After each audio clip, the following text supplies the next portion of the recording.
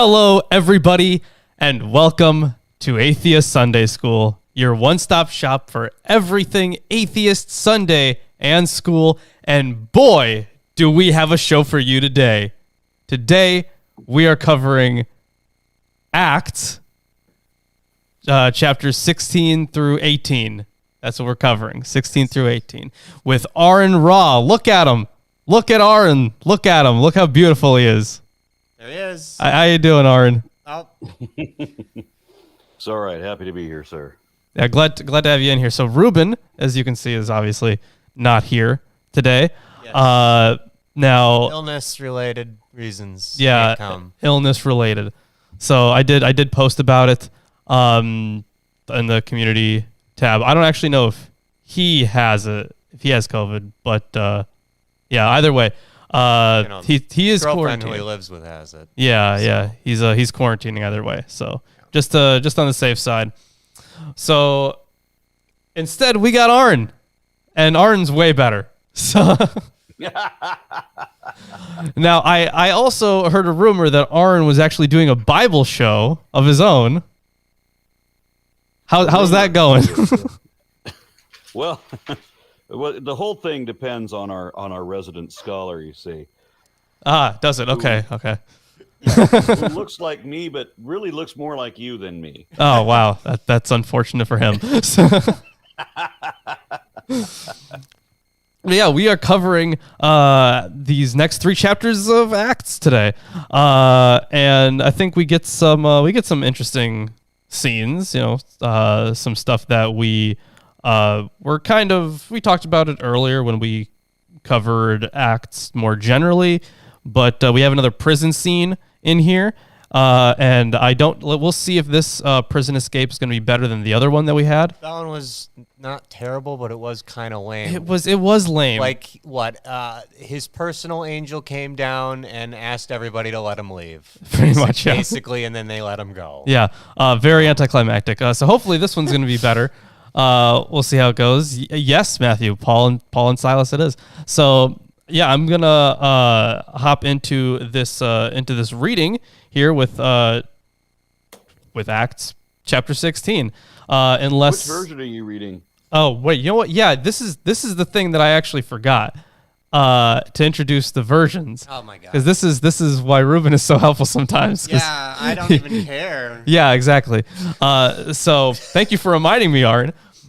So here are the versions and commentaries that I have and that I will be reading from. The translation I'm going to be reading from is the English Standard Version.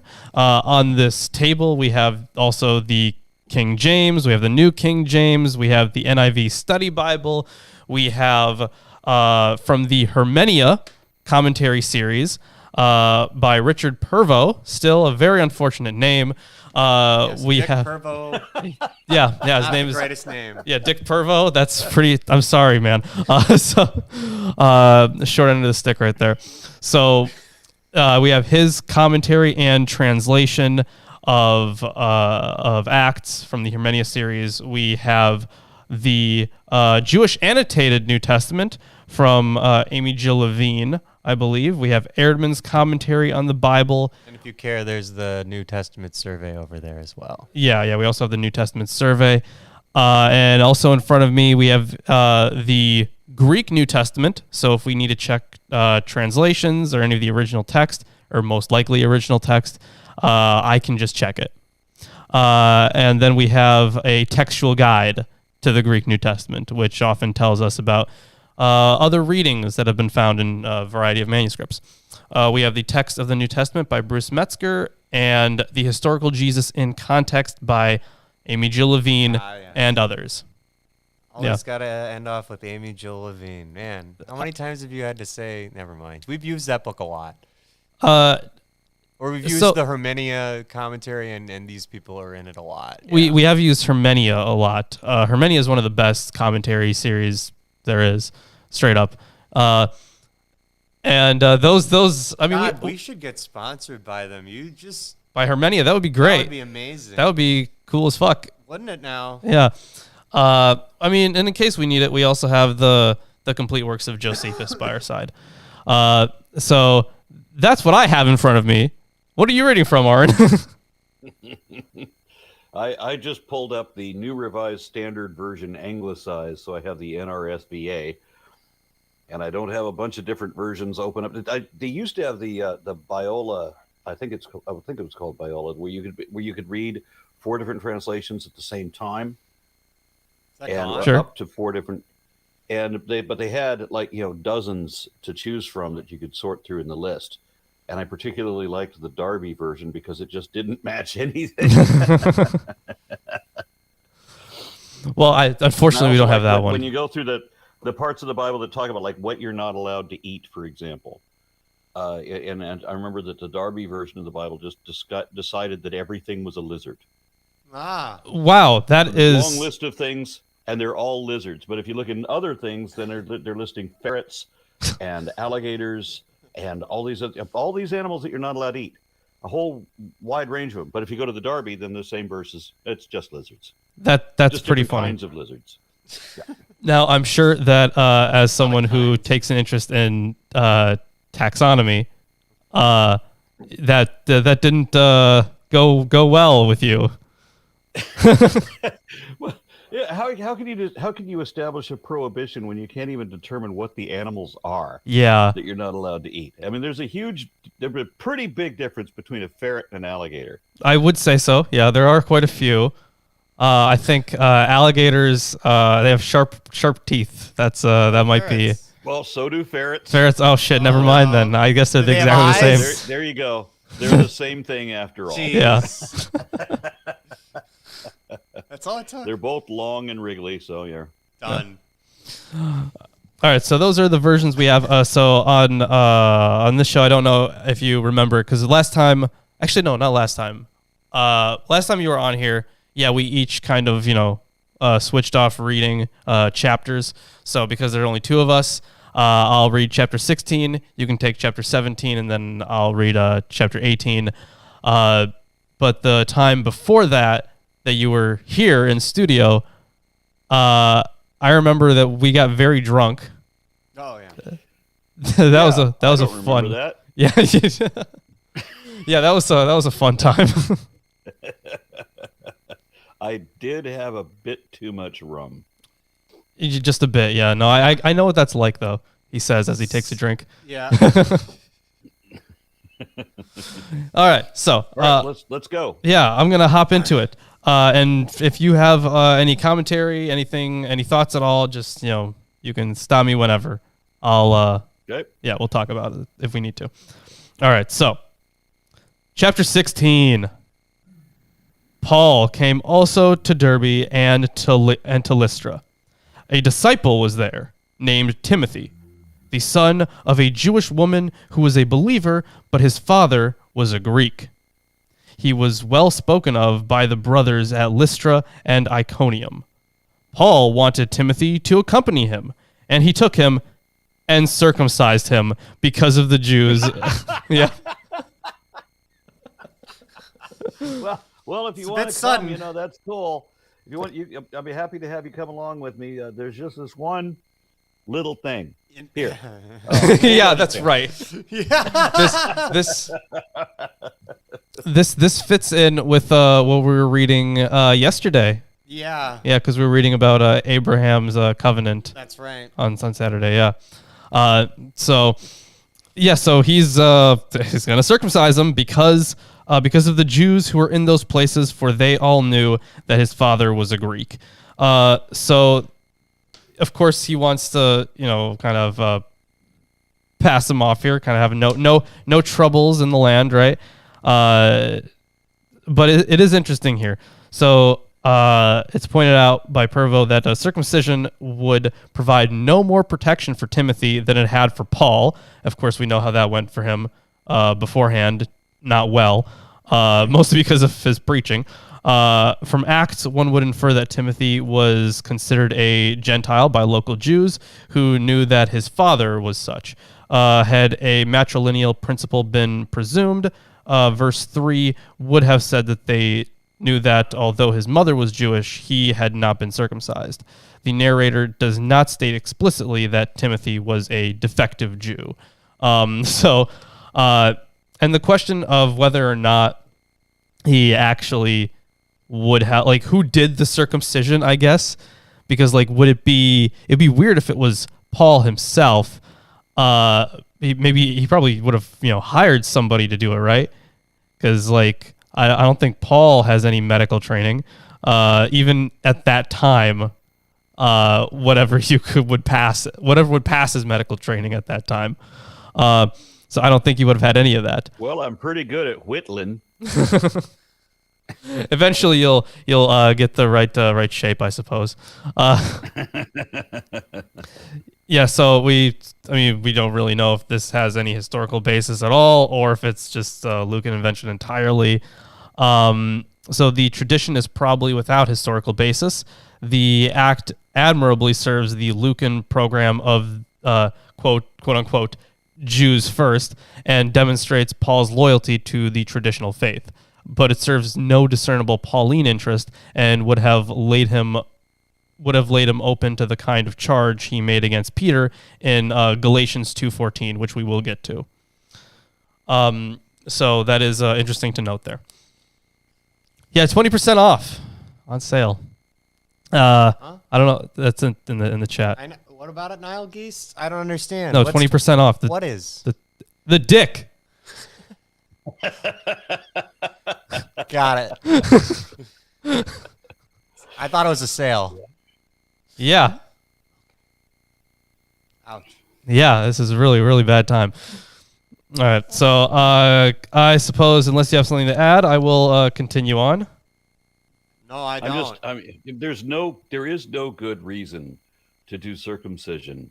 I agree with you. The reason that the church or the religious people demand it is because it's an absurd thing to demand.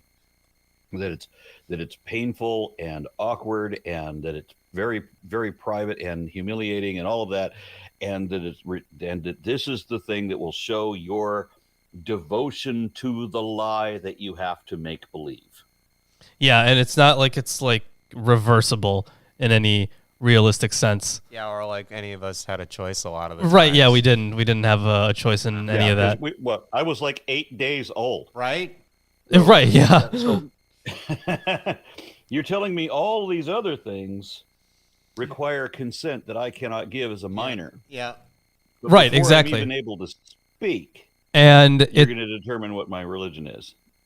Or at least like they try to, do like a whole, it's like the whole tribal thing, right? It really just makes me uncomfortable in general. Or 20% off. Yeah, 20% off. And that's if you're lucky, because we've all heard stories in the news, or should have heard stories in the news about when some rabbi fucked up, mm-hmm.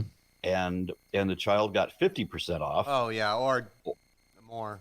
Or, well, have you considered changing his gender? Yeah, right. Yeah. Oh my god. Yeah.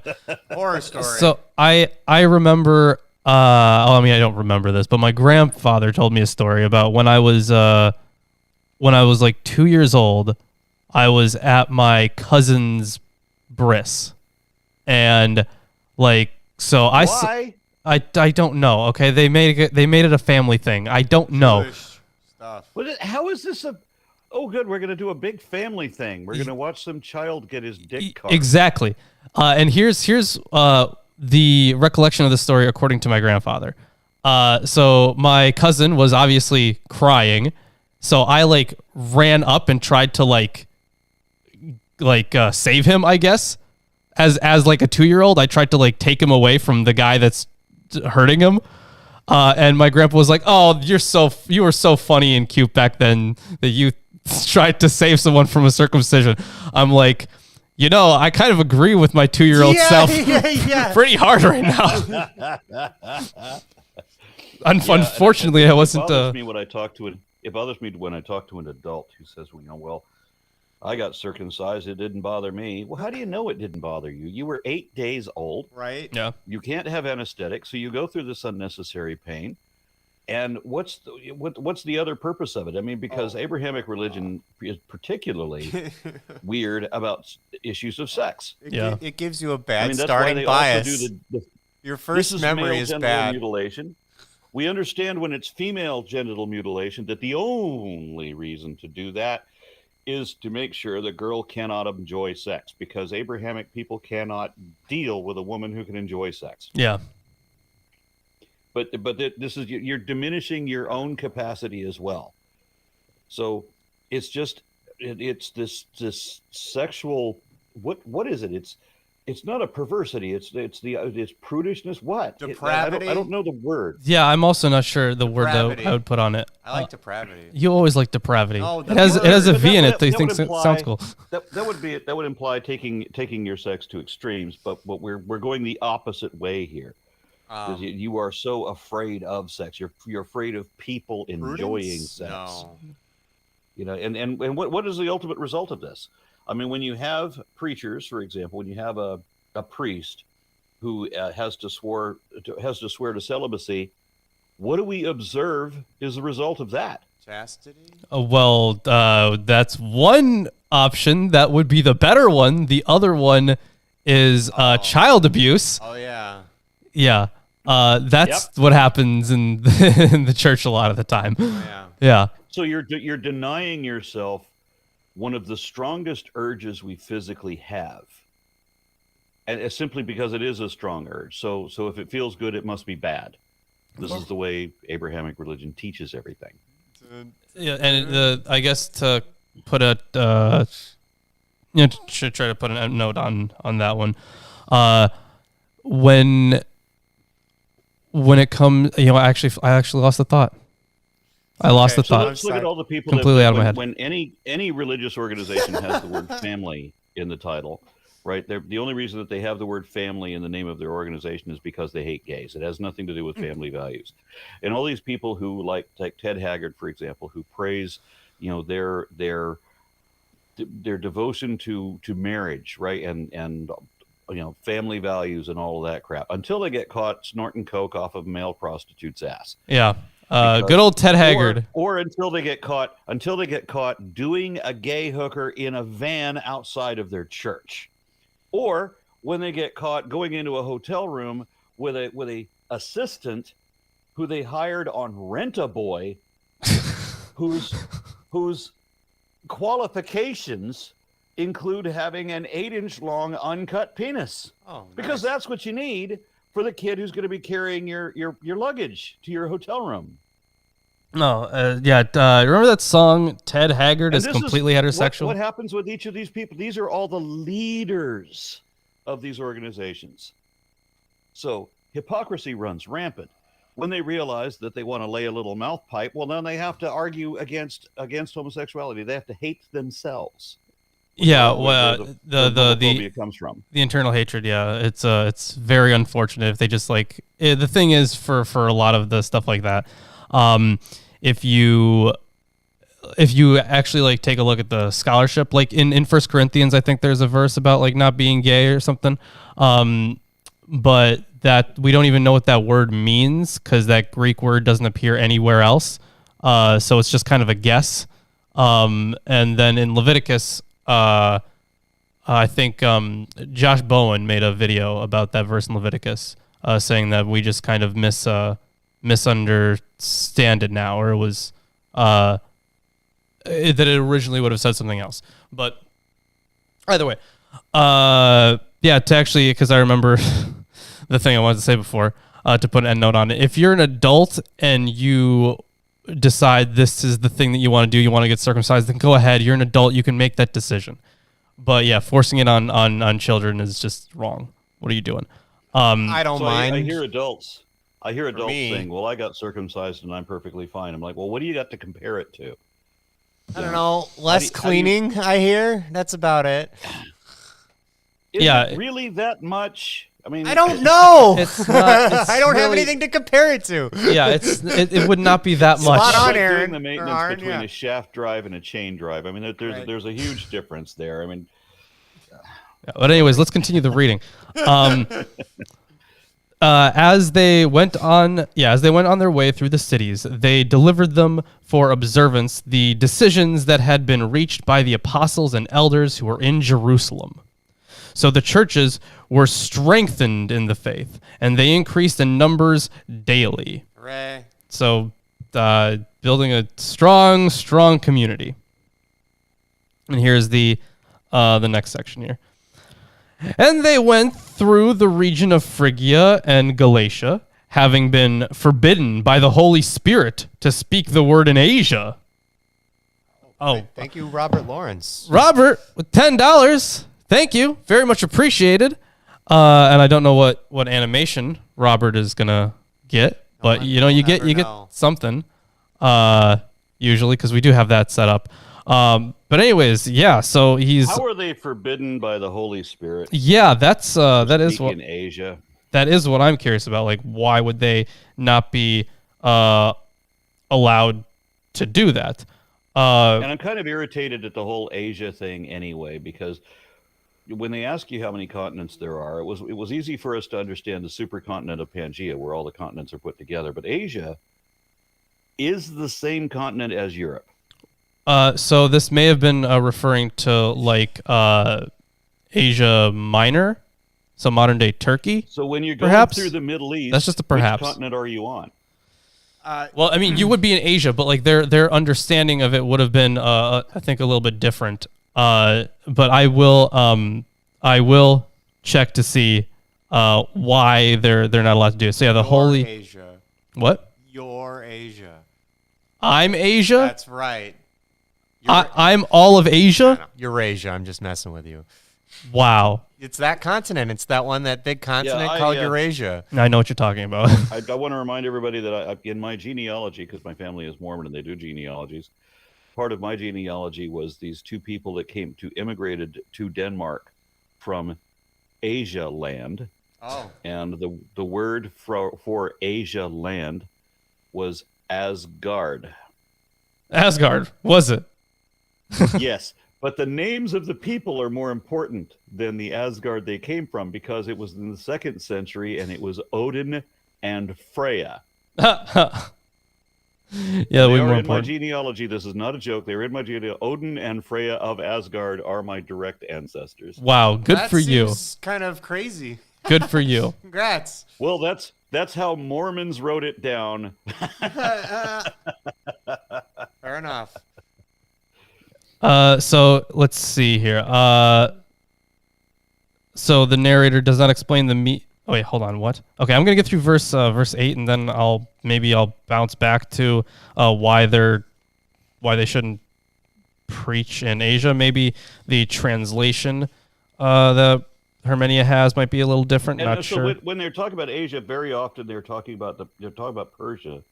They're talking about the Zoroastrians. Well, the thing is, that wouldn't have really been a threat to their minds, like at that point in time in the 1st century. Yeah, well, I think that's interesting though. I mean, because like when Jesus is born, it was 3 magi that show up at the birth, right? And so the magi is a direct reference to the Zoroastrians. I don't know. Christianity borrowed a lot. Christianity borrowed more things. Seems to be a consensus that Judaism, the formation of Judaism, borrowed more from Zoroastrianism than from any other external influence. And Christianity got a lot from Zoroastrianism too, but not through Judaism. Christianity reached past Judaism to take some other things. Yeah. Yeah. There were definitely some pretty strong influences, especially when it came to like essentially like the whole good and evil battle kind of thing.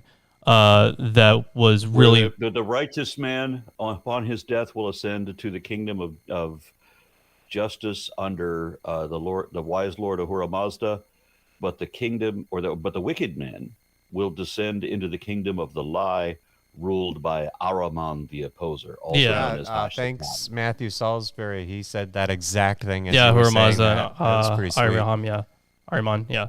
So they definitely have that big kind of conception when it comes to the influences of Judaism into Christianity. After the exile, the main things that happened would have been, for example, Hellenization. That would have played a huge influence as well. And when it comes to the birth of Christianity, we can even see that from reading the text itself, that that it would have taken quite a bit from that kind of context. There are a lot of motifs and I'm not sure how to put it. Like if they want to get a point across, they do it a certain way, but it's in a way that the Greeks also wanted to get that point across, but they used it to reference their own things. But instead, the authors of the New Testament used that kind of, I don't know what you would say, not motif necessarily. Theme, perhaps. Yeah, but they used it for their own purposes. But either way, yeah, it is interesting that they're being told here that they can't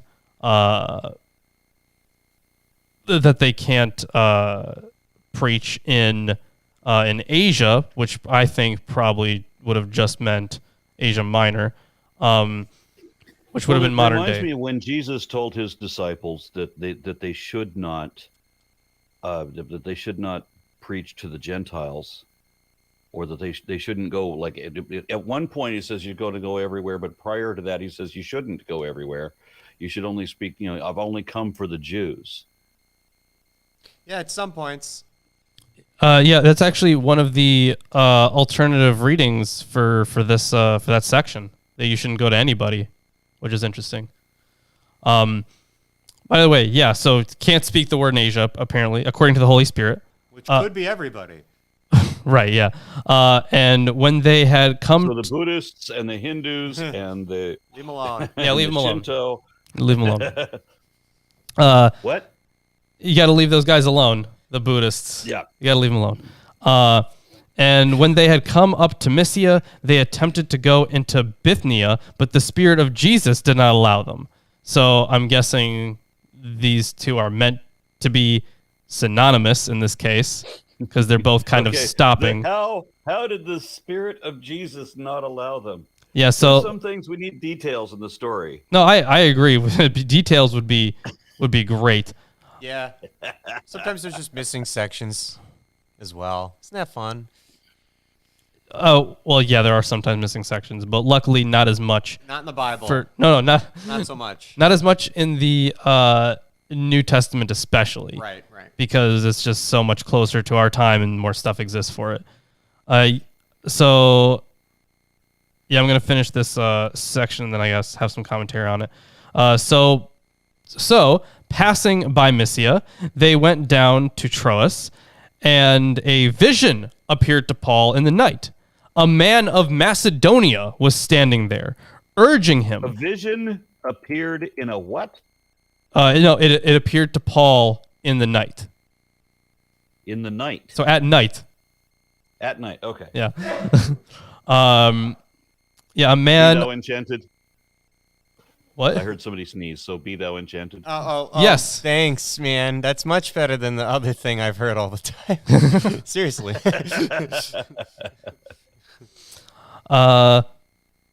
Yeah, so a man of Macedonia was standing there, urging him and saying, "Come over to Macedonia and help us."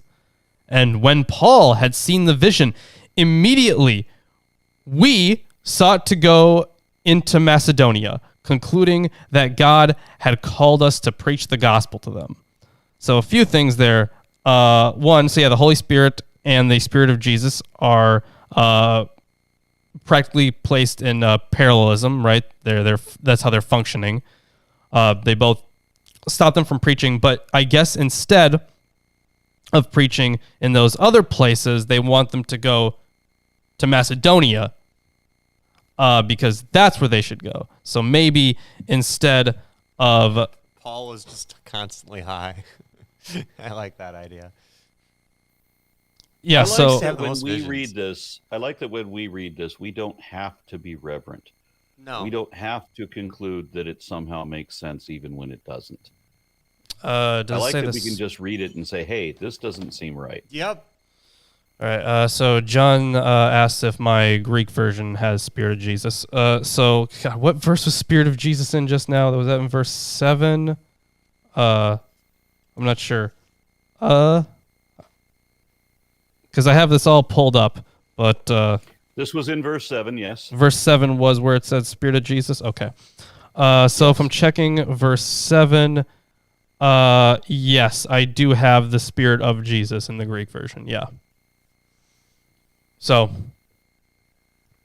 to answer your question there, John. Okay. So, continuing on here. So, they're going to go to Macedonia to preach to them.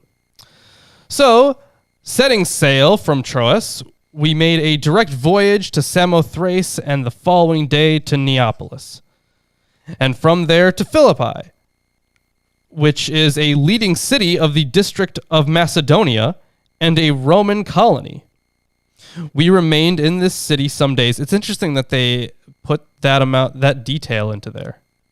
Like they felt the need to... Yeah, they couldn't explain to us what the Spirit of Jesus did to prevent them from doing something, but they're going to say, and we just, we hung out for a few days in this place, which also happens to be somebody. I don't need to know the history of this town. No. Tell me more about what Jesus did to stop you. Magic. Moving on. Yeah, that would be really nice. blow over it. Yeah. So it is interesting that they felt the need to, because the thing is, when it comes to Luke's writings, you do get a whole bunch of historical references, you don't often get details like that, because for a place like Macedonia, you would think that people would know what Macedonia is, especially at that time, right? So it is interesting how they felt the need to extrapolate on that. So they're... I mean, this was well after. I mean, Macedonia had some pretty famous people, conquerors and such. It did, yeah, and they had quite a lot to boast about at that time. I would absolutely agree. So I guess maybe this was like a way to build up this place and its importance, to like hammer it in. Like the thing is, I guess it would help people who didn't know this place as well, or if they did know the place, they were just thinking of it as a place and not of its historical importance. So maybe they could be just like saying, look, we're going here to this place, this crazy place where all these, rulers are from, and this place that we're going there to preach. Like maybe it was, I don't know. Maybe that's just me stretching. You should stretch but more. It might have been that. I don't know. But I think it is weird that the author felt the need to put that in there. Sure. So I do want to point out one thing here. So, of course, you probably have noticed that we get some we passages where the author includes himself as part of the narrative. Now, these didn't happen in the other Gospels, even in Luke, which is interesting because Luke is also the author of Acts, or whoever wrote Luke is also the author of Acts. So it's interesting that we get the we passages. So yeah, one of the most vexing problems for the analysis of Acts is the use. You don't get that anywhere in the Gospels, do you? No, you don't at all. So it's interesting. That would be like the one thing more than anything else that would imply that it was actually written by the authors named. Exactly. And not even just the authors named, but that whoever wrote it was an eyewitness, right? Right. Yeah. As Ken Ham would put it, were you there? Yeah, were you there? That's the dumbest thing. Okay, before I go off on that stupid shit. Yes, I was. My particles have been here as long as yours. Yeah, just the dumbest thing. Let's say, of course, the use of we in various parts of the narration. And there are a bunch of them. Chapter 16, 20, 21, 27. These passages raise questions of source, form, and narrative intent. One possibility is that the author utilized we to mark points at which he was present on the scene. A second is that we represents a source or sources utilized by the author. Other proposals refer to formal devices or narrative emphases. Even the straightforward assignment of the first person plural to the presence of the actual author is not without difficulties, for it must explain the sudden entrance and abrupt departure of this form. Yeah, it just kind of pops in and out. So as well as some other inconsistencies. AJM Wedderburn states the historical problem well. The horns of the dilemma are the apparent claim of authorial presence, which contrasts with evidence, making it difficult to conclude that the author was a companion of Paul. Every solution must therefore include a literary dimension. Susan M. Prater, not Prager. Let's note that Prater with a D. Like a parator. No, because it's a joke about PragerU.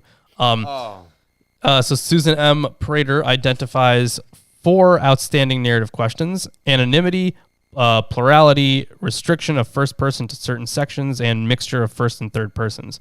Each of these is acute, and no comprehensive solution is likely to receive a general approval. Readers reasonably expect that first-person speakers will be identified either as characters within a narrative or as the author. Use of we rather than I intensifies the problem. To these must be added the problems of the text, for the Western text extends the usage and range of we. In the tradition, the first person is therefore amenable to expansion. This suggests that later editors viewed the we as authentication and thought that the author had not provided enough of this useful commodity. So there's a long section in here on specifically this, but that should give you the kind of an outline to view the we passages from. But if you are interested, you can pick up the commentary for the rest of it. But yeah, so it looks like it may have just been a later expansion. Because the thing is, in Greek, they often used literary techniques that would bring readers into the narrative. So they would use, when they're talking about like things that happened in the past, they would, like when they're using past tense stuff, they would use what's called like a historical present, I guess, where they use the present form, but it happened in the past. They use the present form to bring the reader into the text more. So that was just like a common thing in Greek writings. And the thing is, it did kind of pop in and out. Like it kind of came about randomly, and they changed back and forth from these tenses. Stylistic, it came and went. Yeah. But when I say came and went, I mean like even within a single text. Okay, yeah. Yeah. So it was just a way to pull people in, I guess. So maybe this is similar to that. We understand. You're welcome. Get it? Because I understand. All right, continuing on here. So I think I'm on verse 13 then. And on the Sabbath day, we went outside the gate to the riverside, where we supposed. Wait, hold on. This is weirdly worded. We went outside to the riverside, where we supposed there was a place of prayer, and we sat down and spoke to the women who had come together. One who heard us was a woman named Lydia from the city of Thyatira, a seller of purple goods, who was a worshiper of God. Not that it matters to anybody, but that's the name of our king snake. Purple goods? Lydia. Oh. Lydia. Okay. Although purple goods. I wanted to name it Cheney. Oh. Because it's a snake that eats other snakes. Okay. Could have named it Ouroboros or Ouroboros. That would have been good. But then it would have to eat itself, right? Yeah. Well. Yeah. Well, yeah, let's not care about that part. It eats other snakes, okay? The Lord opened her heart to pay attention to what was said by Paul, and after she was baptized, and her household as well, she urged us, saying, "If you have judged me to be faithful to the Lord, come to my house and stay." And she prevailed upon us. So that was, first of all, the fastest conversion I'd ever seen in this book. And why couldn't God open up the hearts of all those Pharisees. I'm just thinking of that Rick and Morty scene with the fast crime solving. Do you remember what I'm talking about? Crime solving. Yeah, the alternate TV universe where there's like, it was me, I did the crime.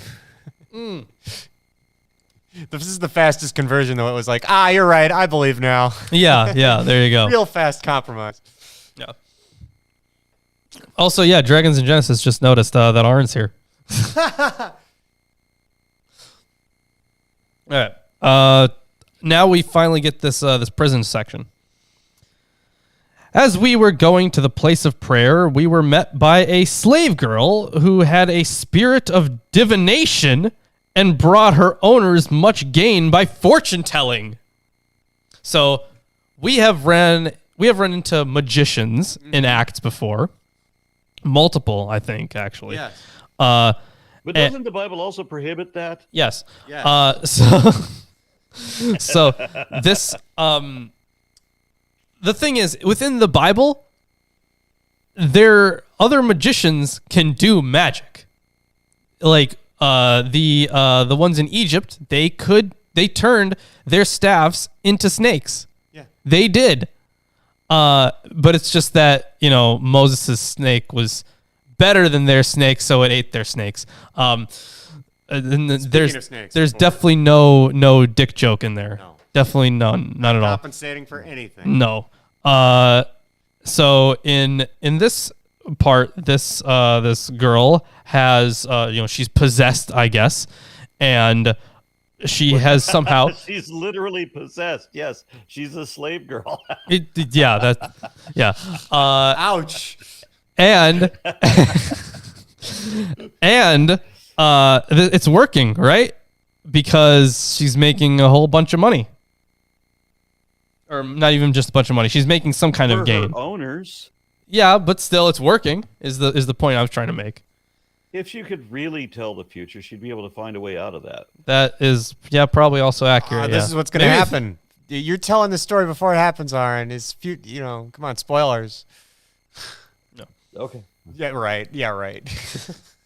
Ancient text spoilers. Okay, well, let's see what happens to her. So she followed Paul and us, crying out, "These men are servants of the Most High God, who proclaim to you the way of salvation." And this she kept doing for many days. All right. She was doing that for many days. It is. Just that. Following them around. What is the purpose of following them around like that? Out. I guess we'll find out, yeah. Well, they were playing Grateful Dead music. Yeah. I suppose. It's a groupie. So Paul, having become greatly annoyed. I'd only imagine. Yeah. Turned and said to the spirit, "I command you in the name of Jesus Christ to come out of her." And it came out that very hour. Epic troll. So yeah, she is. Okay, so here's what happened. Paul was being trolled by this girl for days.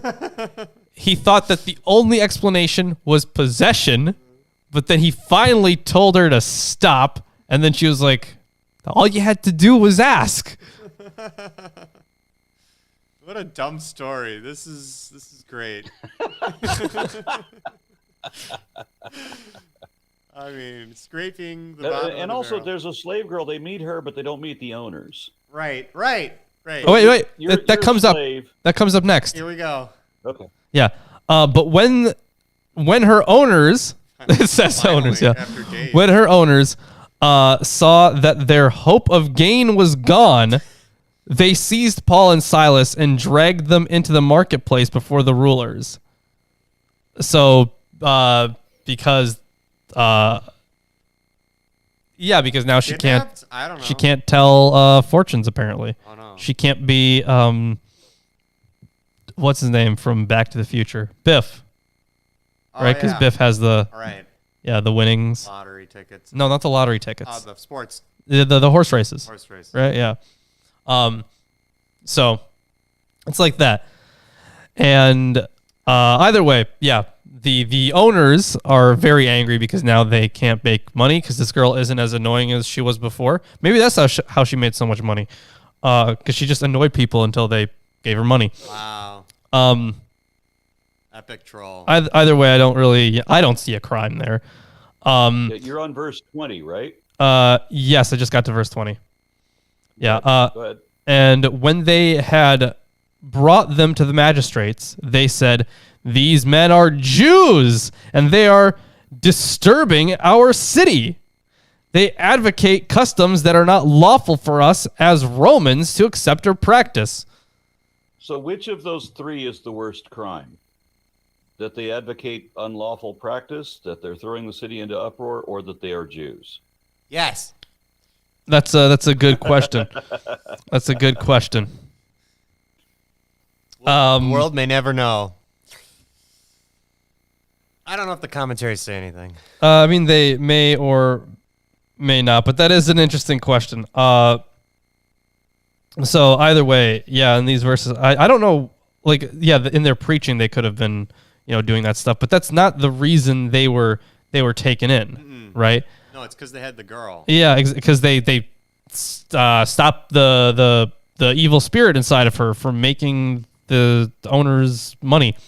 Because that's an evil spirit, isn't it? Apparently, yeah. I mean, it is a dick. If the spirit was the cause for going around and annoying Paul and Silas like that, the spirit's kind of a dick. Yeah. It is. Let's keep going. Yeah. I suppose I'll continue on here, because it doesn't look like there's too much here. The incident is quite exciting, but without much logic. Yeah, agreed. Yeah. Since the owners were perturbed about financial loss, it would have behooved them to lodge a suit against Paul. The narrator prefers to relate a typical scene centered on the mob, swayed by unscrupulous manipulators who can be conjured up as needed. Despite the breathless quality of the narrative, the charges are formulated with some cleverness and eloquence. A little bit eloquence, quote unquote. The accused are foreign agitators who promulgate an alien cult. Promulgate. So readers know that the first is false, because they're from the area, right? But but the thing is, they are Jews, but only by conversion.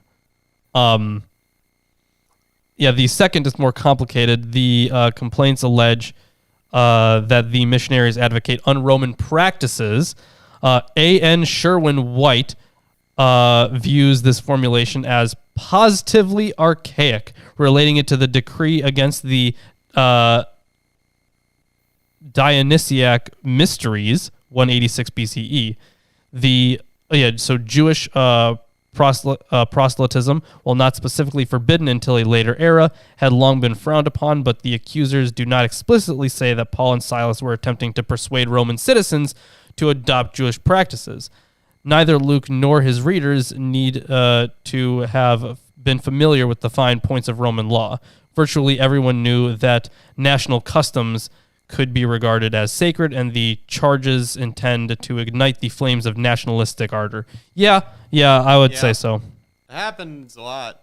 It does. With Romans. It does. Yeah. Actually, with so many ancient cultures, and even now too. I like how you said that they were Jews, but only by conversion. Mm-hmm. But it's still just as permanent, isn't it? I mean, it's not like you can get some Scotch tape and stick that back on. You could, but not well. Yeah. Wouldn't stick for long.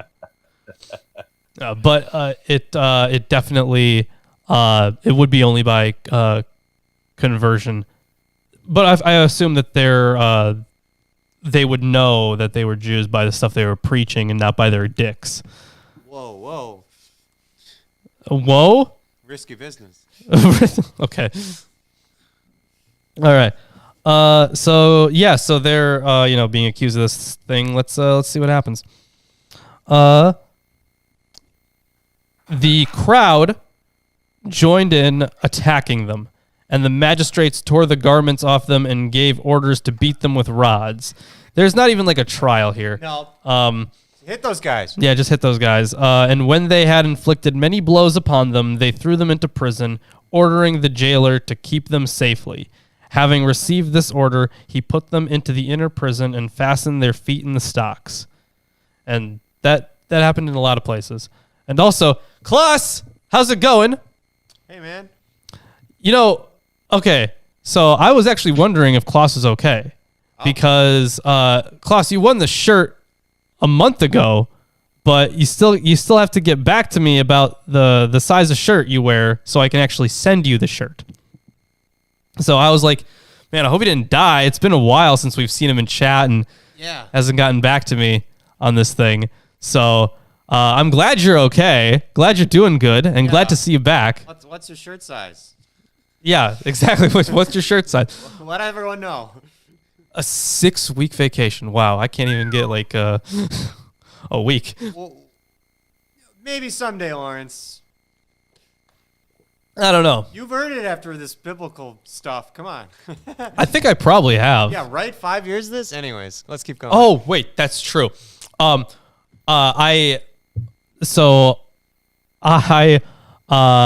was on Facebook the other day, and you have the memories stuff on Facebook. Oh, right. Yeah.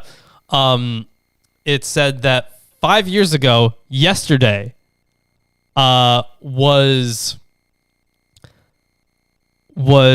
our first episode of Atheist Sunday School. I posted, just had our first episode of Atheist Sunday School. It went well, even made some money from Super Chats, and that was 5 years ago. 5 years ago. So, Aron, you know what you have coming. Yeah. Yeah. So, I'm going to die doing this. You might. You're not that old. You'll make it to your mid-80s and 90s. Come on. Where? What did your kiddo say? So, don't worry. I'll be there to help out. And I'm hoping to make it better than the early episodes of this show. And Ruben's in chat. Hey, Rube. Also, Klaus with the $9.99, I think. Euros. Okay. I think those are euros, or that could be the other thing. Nope, these euros. No, these are euros. Okay. Thank you, Klaus. And also, Ruben is in chat. How you doing, Ruben? We miss you. Okay. Show. You've missed the show so far. You've missed the show so far. Yeah, where you at? What'd you miss so far? Let's see. I would say that the biggest thing you missed was there was this. Okay, so there was this girl who was possessed, and she made a lot of money to her slave owners. She made a lot of money for her slave owners, and she went around Paul and Silas and was annoying them for days on end. And eventually Paul just got so fed up with it that he was like, all right, you demon, get out of her. Yeah. And then the demon said you just had to ask. Yeah, demon just left, or the spirit just left, I guess. So that's the big thing. But anyways, yeah, they just got Paul and Silas have just been thrown in prison.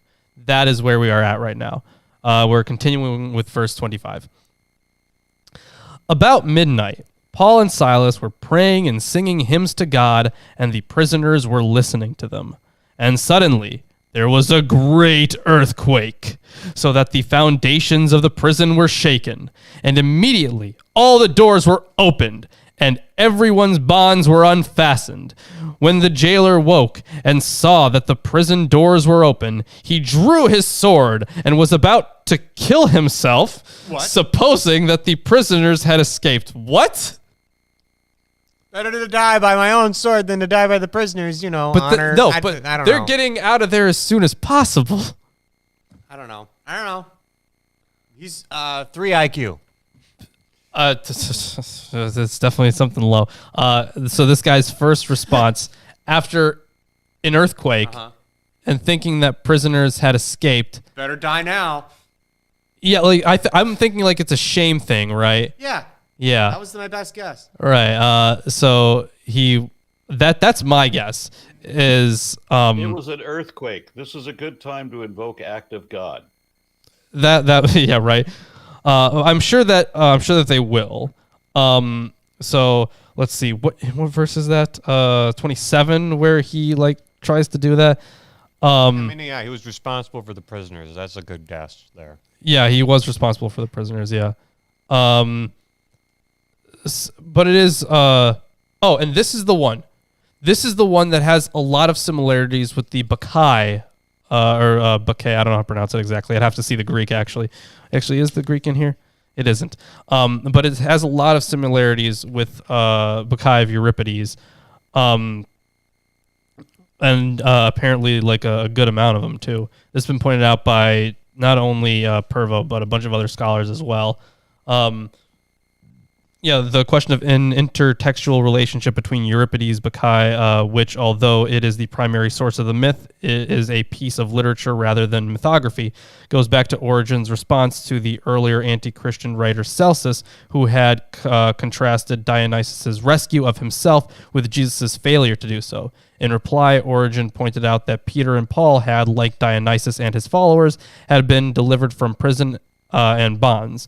Whether non-Christians found this effective is not known, but it did raise, no doubt unwittingly, a genuine theological problem that goes to the heart of the debate about Luke's alleged theology of glory. So that is interesting that it was pointed out so early too. All right, but I'm gonna continue on here. Yeah. I'm thinking it's a shame thing though, for the reason that he wanted to do that. That was my first guess. Yeah, shame or just the fear of whatever they would have had in store for him. Yeah. But even though it was an earthquake, right? Like he couldn't do much about the earthquake. Surely other people would have known about the earthquake and it would have been destructive. I don't know. Yeah. I don't know. Not well described. But anyways, Paul cried with a loud voice, "Do not harm yourself, for we are all here." And the jailer called for lights and rushed in, and trembled with fear. He fell down before Paul, and trembling with fear, he fell down before Paul and Silas. Then he brought them out and said, "Sirs, what must I do to be saved?" And they said, "Believe in the Lord Jesus, and you will be saved, you and your household." Of course they did. There's so much wrong with this whole paragraph. I couldn't agree more. This jailer is stupid. Yeah. Like just actually jailer is stupid, yes. Like actually dumb. So yeah, obviously you can't see it's dark in there apparently. You can't see anything. There's an earthquake. He hears a bunch of shit going on in the prison and he's like, fuck, did the jailers or did the prisoners escape? Oh, they must have. So he's about to kill himself. And then Paul is like, "Stop, don't do that." And he was like, "Oh my God, how do I convert to your religion?" Yeah, well, you already have, because you've already assumed all these things are true without even asking what the things are. You just assume that they're true. And then the way to be saved is to believe. Because God is going to punish you not for your deeds, but for whether or not you believe impossible nonsense for no good reason. I mean, that would certainly be in line with what we just read, definitely. Yeah. But it probably wasn't necessarily the point. They're tying this in, right, with like miracles and stuff like that. But there's like, what if you wanted to imagine that there's some kernel of truth to this story? I'm trying to figure out what that kernel is. I don't believe there was an earthquake that shook the prison apart.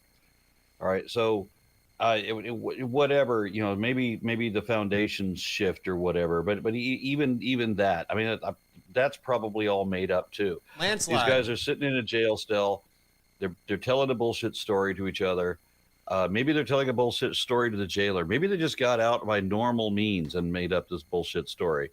Sinkhole? Because people, I want to say that people are not that stupid. Unfortunately, I know that they are. Yeah. Yeah, I think the most unbelievable part of this story actually is how dumb the jailer is. Yeah, thanks for being here, Aron. It's refreshing, There's so many dumb people. Yeah, right?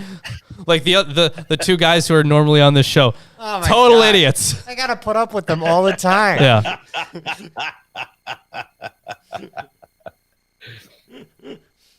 I wish I was kidding. Anyways. No. All right. Stop that. No, there are plenty of smart people, but it is nice to have a good guest on. So thanks again. It is, yeah. What would Landon say? Landon's good too. No, Landon's great. Landon's great. But we haven't really had like much guests outside of Landon in a long time. No, we haven't. Yeah. So. All right. I'm gonna continue on here though. Yes, this jailer, ridiculous. And they spoke the word of the Lord to him and to all who were in his house. And he took them the same hour of the night and washed their wounds. And he was baptized at once, he and all his family. Then he brought them up into his house and set food before them, and he rejoiced along with his entire household, and he had believed in God. And this is like the exact opposite of what happened when they started preaching in this town, where they were beaten. Yeah. Yeah. You remember that? Yes, it happened. 6 or 7 lines ago? Yeah. But when it was day, the magistrates sent the police, saying, "Let those men go." And the jailer reported these words to Paul, saying, "The magistrates have sent to let you go. Therefore, come out now and go in peace." But they were already like at his place. But Paul said to them, "They have beaten us publicly, uncondemned, men who are Roman citizens, and have thrown us into prison. And do they now throw us out secretly? No. Let them come themselves and take us out." Paul, relax, man. The police reported these words to the magistrates, and they were afraid when they heard that they were Roman citizens. So they came and apologized to them, and they took them out and asked them to leave the city. This is so disjunct. This is so weird. This is so disjunct. It's like a fever dream. So they went out of the prison and visited Lydia, and when they had seen the brothers, they encouraged them and departed. This is the weirdest story. Yeah? This seems so Out there. and out of order? Out of order is a good way to put it, definitely. So is there any commentary on this out of order nonsense here? It doesn't really seem yeah, so there's quite a few things. First of all, yeah, why did the earthquake just disappear from the narrative? Like, that was a pretty big event. Like the jailer was alive again later. Yes. Well, he didn't die. He was about to kill himself. And then he didn't? Yeah, he didn't, because Okay. Paul stopped him. And Gotcha. then his response to Paul stopping him was like, "How can I convert to your religion?" This is the most... yes, Klaus, okay? This is the weird story to me. This is the weird story to you? Yes, I mean... okay, we're not talking about like celestial battles in outer space or some things bigger than planets. I find it difficult to believe that Paul would tell a weird story. This is... Oh, I mean, it wouldn't have been Paul telling the story. It's a poorly told story is what's weird about it. It honestly, it might be one of the worst told stories. That's what we're marveling over. We're not marveling over how weird the concepts are. Okay, Ruben, shut the fuck up. Even from home, he's talking about the KJV. Yeah, Get out of here. You check that big Bible out. I mean, it would make sense if it was a later edition because it's so disjunct. Yeah, it's very. This is not great, guys. Like straight up, All right, it's just not great. I'm gonna continue on. Please, it's killing me. But hopefully, let's maybe talk about that See, later. this I is don't know. why atheists were killed on sight back then. This is why. Yeah. Because listen to the way, these people are supposed to have saved the jailer by preaching the word to him. So they basically told him a bullshit story that doesn't have any foundation to it at all. And that's all you need. You just believe the bullshit story, and then you're saved. But then you have somebody come in like us who are blaspheming the thing. And this is why, there's no argument you can make. So the best thing you can do is kill the atheist. Yeah, and it seems like, I mean, I definitely get how that's how they would get to that. And luckily, most Christians in the U.S. aren't quite like that today, which is a good thing. Yeah, they're not just gonna most. I would say most. Yeah, most. Gotta say most. Otherwise, oh man, I would have been killed so many times over. The Aron as well. So I mean, John Hagee said that gays and atheists should be locked up in internment camps until we go extinct. Is that how he thinks? That's how he thinks it works. Okay. Yeah. Science. Yeah, because he thinks that homosexuality and atheism are both through procreation. Yep. That's exactly what he thinks. That explains everything. Man, how insightful. All right. Yeah, but that was the end of chapter 16. Hey, if you guys are enjoying the stream so far, make sure you drop a like, subscribe. Make sure you drop a like for Aron. Aron's great, so make sure he knows that you like that he's here by dropping a like. And that's what I have to say on that. But either way, chapter 17, I will leave that one off to you, and then I'll pick it up at chapter 18. And remember, there's a Jesus after you. Oh, yes, I know. When Paul and his companions had passed through Amphipolis and Apollonia, they came to Thessalonica, where there was a Jewish synagogue. As was his custom, Paul went into the synagogue, and on 3 Sabbath days he reasoned with them from the scriptures. That's a contradiction, isn't it? That he reasoned with them? Or 3 Sabbath days? Explaining and providing that the Messiah had to suffer and rise from the dead, even though that's not at all what Jewish scripture says. But anyway, no, it is not. This Jesus I am proclaiming to you is the Messiah, he said.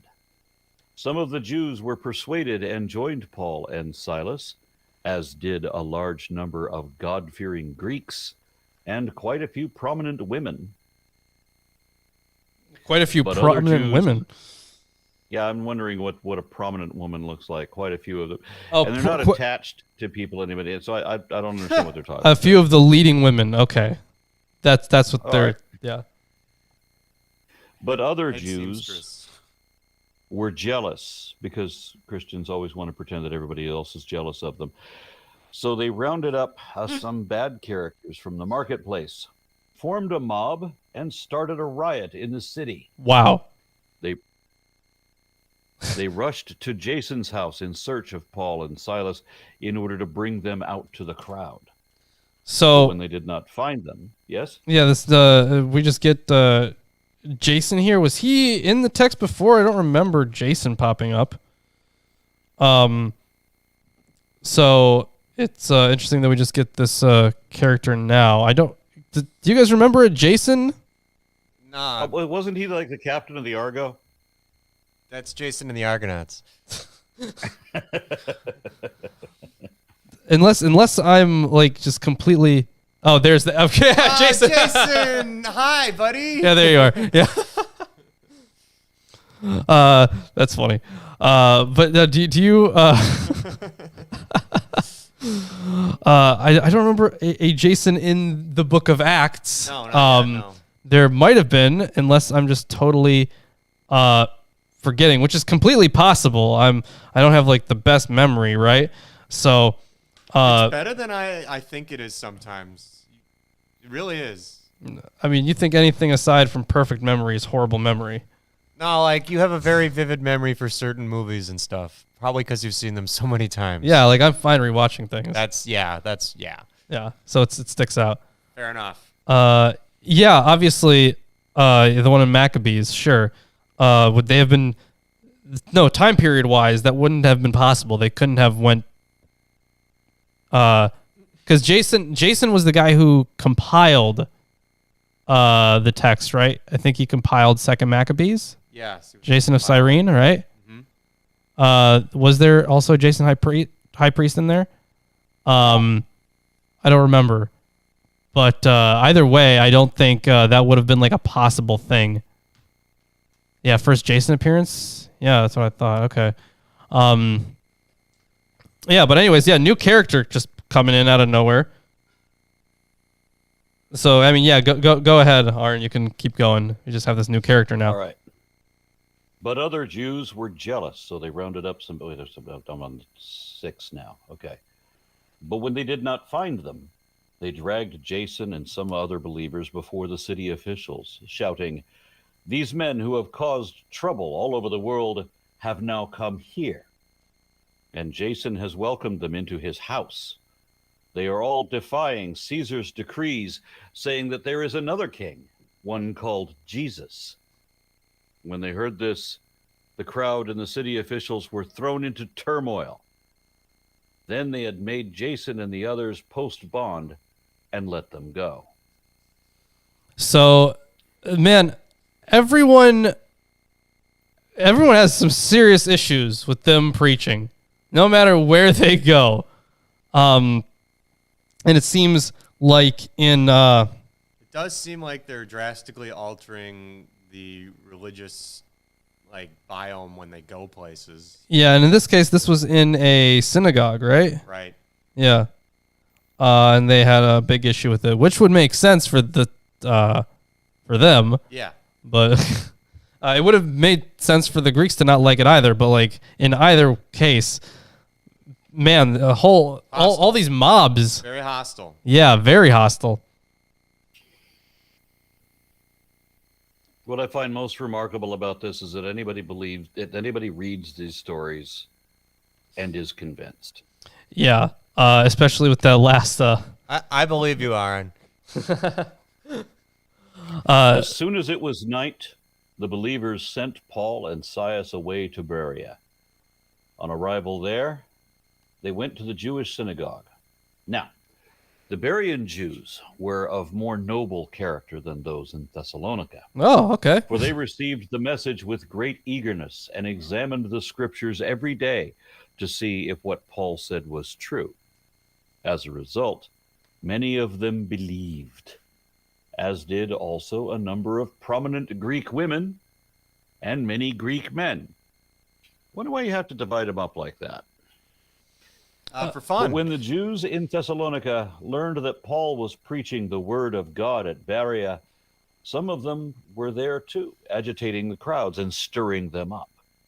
The believers immediately sent Paul to the coast, but Silas and Timothy stayed at Berea. Those who escorted Paul brought him to Athens and then left with instructions for Silas and Timothy to join him as soon as possible. I feel like so I might be totally wrong here, but I feel like the reason that they're saying, Greek men and Greek women, I feel like they're making that differentiation because in Greek, at least, you would have different forms for, feminine and masculine, right? So, and in the plurals as well.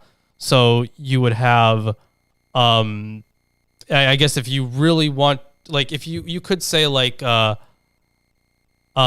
just people, right? You could say that, but you just to be even more inclusive, I guess, you would say men and women, just to be clear, because the Bible does say the men of so and so, a lot. Yeah, and I guess they make that distinction. Yeah, so now that's pretty common. You have to be sure that it's the women too. And like I said, it's for fun. They do it, and if you're not having fun doing it, then they didn't get their intent across. I'm kidding. While Paul was waiting for them in Athens, he was greatly distressed to see that the city was full of idols. So he reasoned in the synagogue with both Jews and God-fearing Greeks, as well as in the marketplace, day by day, with those who happened to be there. A group of Epicurean and Stoic philosophers began to debate with him. Yeah, Reuben. Some of them... Yeah, Reuben. Some of them asked, "What is this babbler trying to say?" Others remarked, "He seems to be advocating foreign gods." They said this because Paul was preaching the good news about Jesus and the resurrection, which would technically be a foreign god. Then they took him and brought him to a meeting of the Areopagus. How do I say this? Areopagus? It's Dragons in Genesis. Thank you for the $4.99. Very much appreciated. Got to run. Stay safe. Stay healthy, and keep doing the Lord's work. Hallelujah. Praise be. That's Ball. Yeah, praise Baal right there. Not good at praising. I'm just gonna say go. No, you like a dispassionate sports fan. You gotta praise. What are you doing? I'm not good at that. Well, you get good. Yeah, I didn't do it for the flag. Not doing it for a false idol.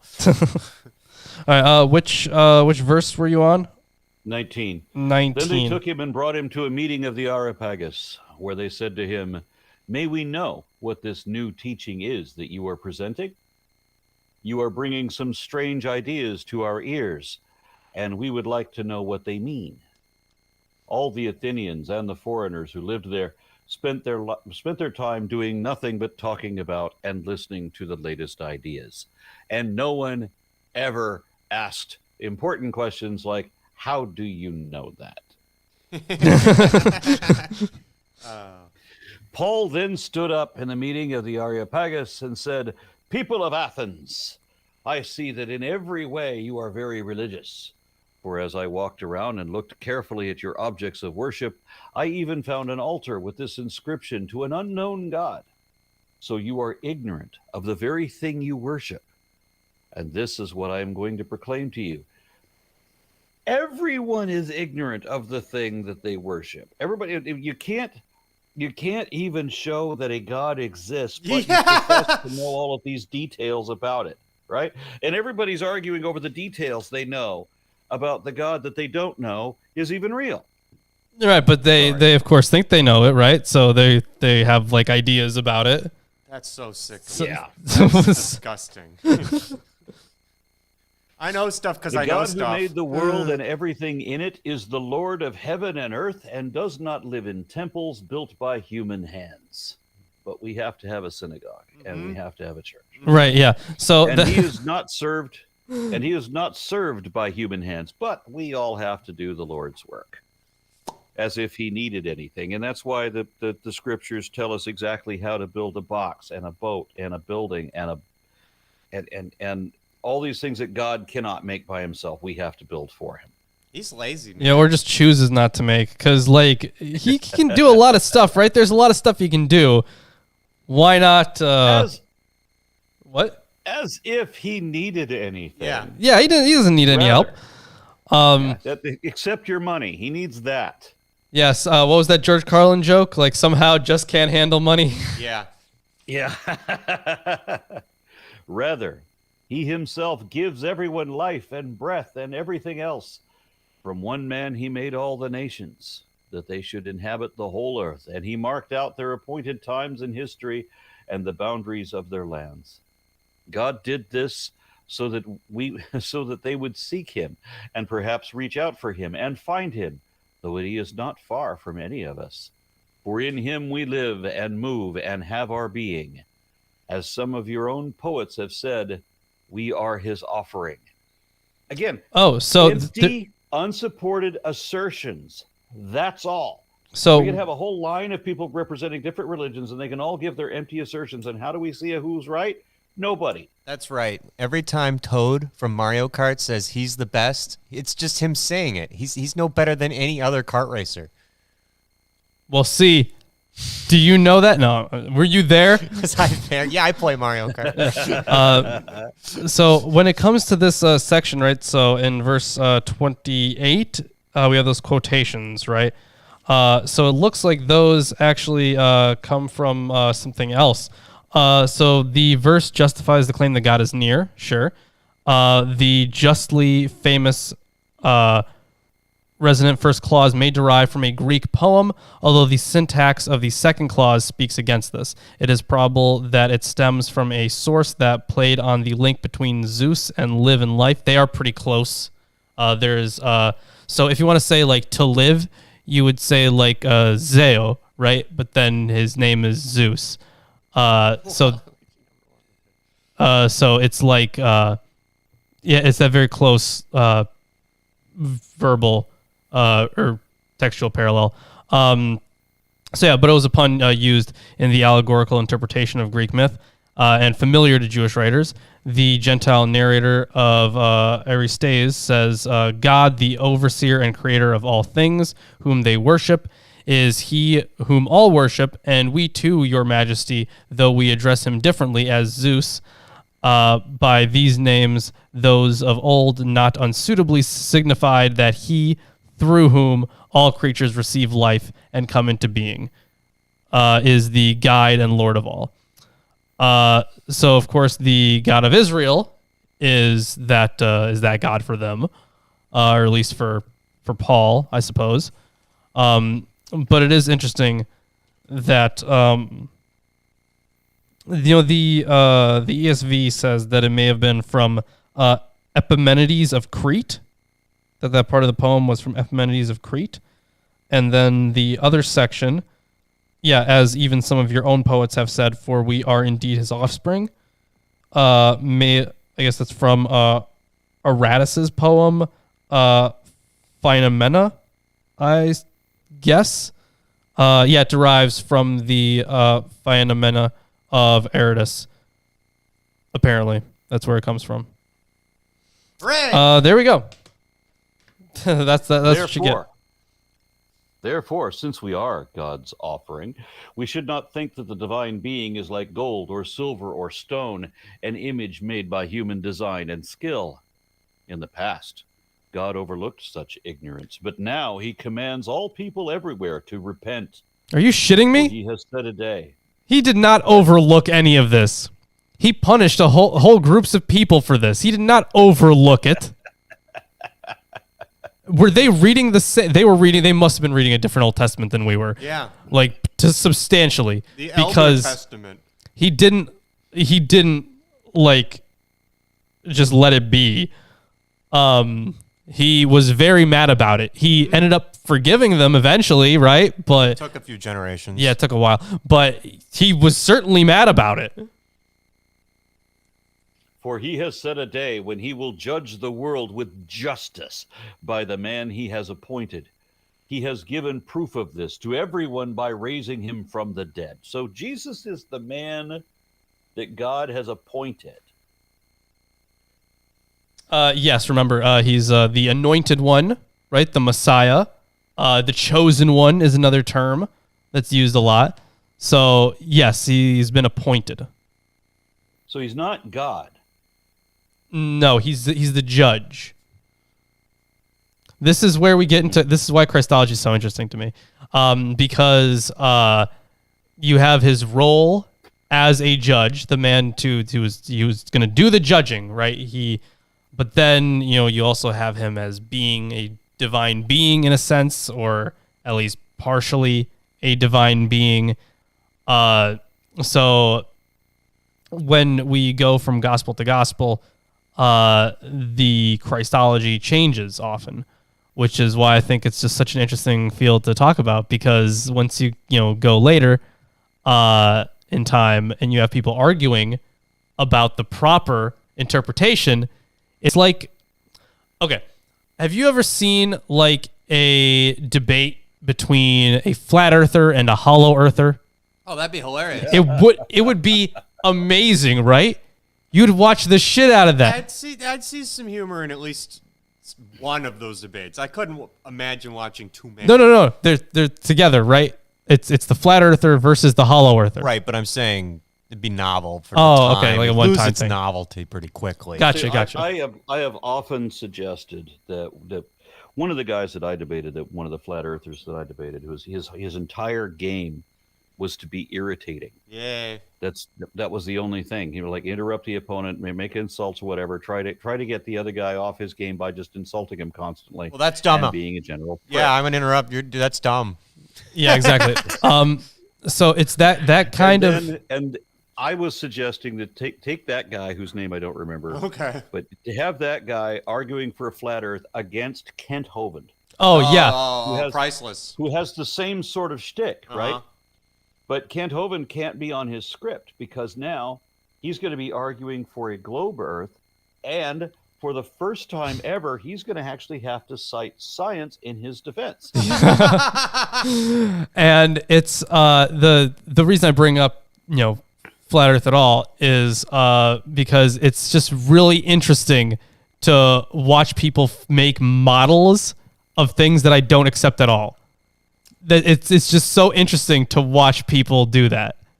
So like when I read stuff about Christology, then they have like a whole bunch of hurdles they jump through and the whole bunch of strings they're tying together. Yeah, guys, listen. It just is so interesting. The Earth is flat if you're a near light speed object relative to the planet Earth. That is true. Yeah, I don't know. Look flat. It would look flat. I don't know what you want. Yeah, but you're not, are you? No. Well. All right, last verse of this chapter. Nice. When they heard about the resurrection of the dead, some of them sneered, but others said, "We want to hear you again on this subject." At that point, Paul left the council. Some of the people became followers of Paul and believed. Among them was Dionysus, a member of the Areopagus, and also a woman named Damaris, and a number of others. How does this get into like the most important book that God wrote for people? Yeah, so let's see. The harvest was admittedly meager, but two proper names are presented. Of course, Dionysus and Damaris. They raise questions. Of course, do the names derive from a tradition, and are they historical? 1 Corinthians 16:15 states that Paul did not convert these two or anyone else in the province prior to his visit to Corinth, and a subsequent visit is not very likely, for Athens plays no part in Paul's collection. The names may have been preserved in some otherwise unidentified tradition, such as a legend about Paul, but a convert with Dionysus' accomplishments, of course, membership of the Areopagus, was both quite unlikely at this early date and quite characteristic of Luke, who reveled in converts of high social status. The name seems bound up with Paul's appearance before the court. The best explanation is that Luke invented Dionysus, or at least his social position. Damaris is a cipher. A cipher? What? Hello? Hello. Apparently a variant of... so Damaris is a variant of Damalis, which means heifer. Okay. Yeah, so raised difficulties because of the assumption that she was an auditor of the speech. These have included the proposal that she was the wife of Dionysus. The Greek word gune permits this. That's like the woman. Although a possessive is lacking. Alternatively, a wife or a mother of one of the philosophers present, or a reformed prostitute. There are a good amount of ideas on who it actually was. But anyways, Acts 17 through 34 is a tribute to Luke's. No, I would not agree with that. I'm not even going to say that. So essentially these would have just been inventions, but it's unclear as to what exactly Damaris would have served as. All right.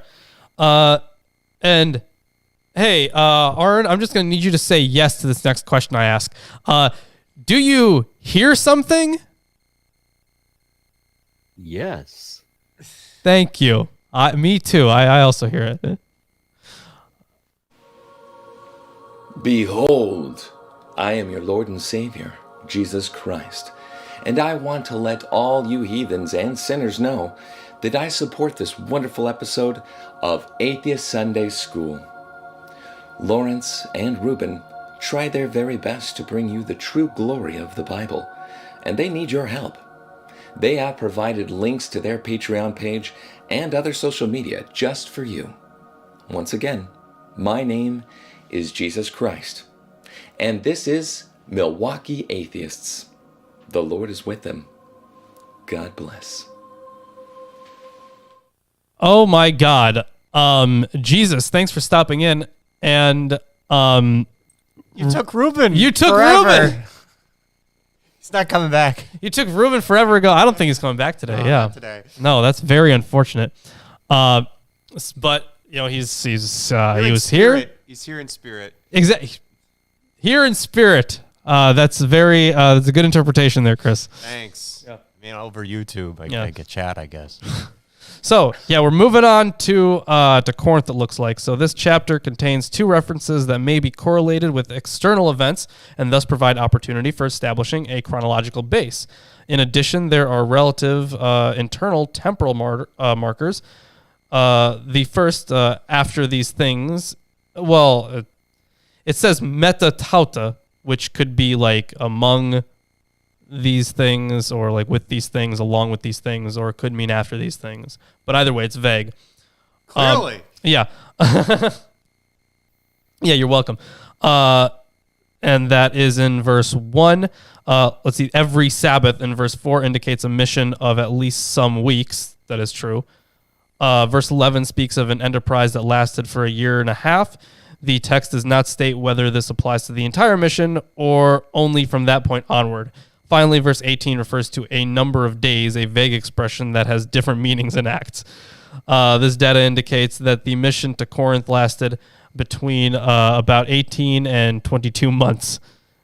That's pretty long. Yeah, that's pretty long, and it's a good buffer period for that too. The two possible external pegs are the mention of an expulsion of all the Jews from Rome by Claudius and the Achaean proconsulship of Gallio. No ancient authority except Acts claims that Claudius expelled all the Jews from Rome. Yeah. The biographer Suetonius, writing in the early 2nd century, says that Claudius, quote, expelled the Jews from Rome because they were generating incessant unrest through the instigation of Chrestus.